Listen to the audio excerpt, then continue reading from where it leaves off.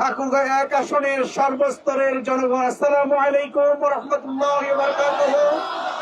সনাতন ধর্মের ভাই এবং বোনদের প্রতি আমার পক্ষ থেকে আদাব, আন্তরিক শুভেচ্ছা এবং অভিনন্দন।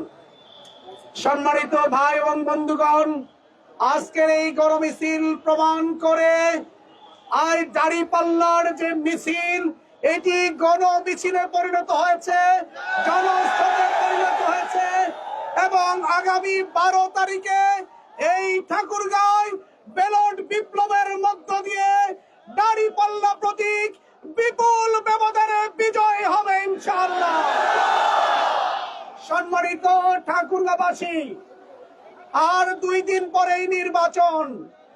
আমি শেষবারের মতো আপনাদের কাছে অনুরোধ করছি, আপনারা যদি আপনাদের মূল্যবান ভোট দিয়ে আমাকে নির্বাচিত করেন, আমি আপনাদের শাসক হব না, আমি আপনাদের সেবা করতে চাই, আপনাদের সেবক হতে চাই, ঠাকুরগাঁওর উন্নয়ন করতে চাই।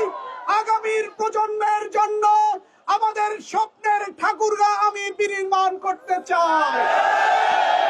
দাঁড়িপাল্লায় ভোট দিন, বাংলাদেশ বুঝে নিন। সম্মানিত ভাই এবং বন্ধুগণ, এই ঠাকুরগাঁওকে আপনারা যদি আমাকে নির্বাচিত করেন, আমি কথা দিচ্ছি এই ঠাকুরগাঁওকে সন্ত্রাস মুক্ত, চাঁদাবাজ মুক্ত, দখলবাজ মুক্ত একটি নিরাপদ ঠাকুরগাঁও করে তুলব।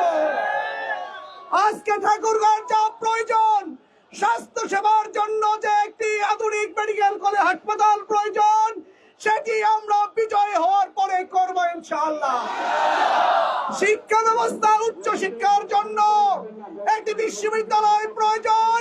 আমি নির্বাচিত হওয়ার পরে এখানে বিশ্ববিদ্যালয়, কৃষি কলেজ এবং ইঞ্জিনিয়ারিং কলেজ এই ঠাকুরগাঁওয় প্রতিষ্ঠিত করব ইনশাআল্লাহ। আমি কথা দিচ্ছি, আগামী দিনে আমি নির্বাচিত হলে আমি এই ঠাকুরগাঁওকে বেকারত্ব মুক্ত ঘোষণা করব ইনশাআল্লাহ। সকল বেকার যুবক যুবতীদের হাতের সম্মানের কাজ বুঝিয়ে দেব ইনশাআল্লাহ। সম্মানিত ভাই এবং বন্ধুগণ, আমি আপনাদেরকে অনুরোধ করছি, একটিবারের জন্য আপনারা আমাকে সুযোগ করে দিবেন। সব দল আপনারা দেখেছেন, এবার আমাকে দেখবেন আমি আপনাদের জন্য কি করতে পারি। আমি আপনাদেরকে কথা দিচ্ছি, আপনাদের স্বপ্নের ঠাকুরগাঁও আমি করে দেব ইনশাআল্লাহ। একটিবার ভেবে দেখুন, কাকে নির্বাচিত করলে আপনারা সবচেয়ে কাছে পাবেন।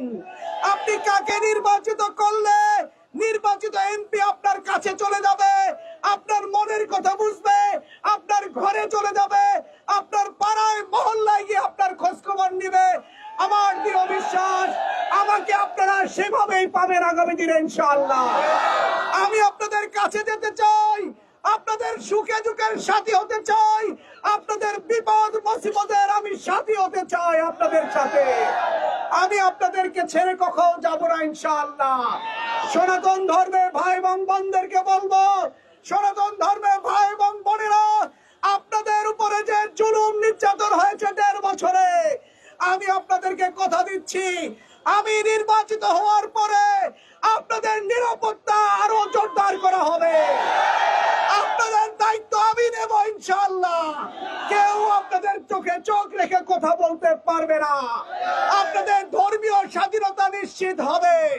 আপনাদের পূজা থাকবে, মন্দির থাকবে, বন্ধের সিঁদুর থাকবে, স্বাধীনভাবে আপনারা আপনাদের ধর্মকর্ম পালন করবেন, কেউ আপনাদেরকে বাধা দিতে পারবে না।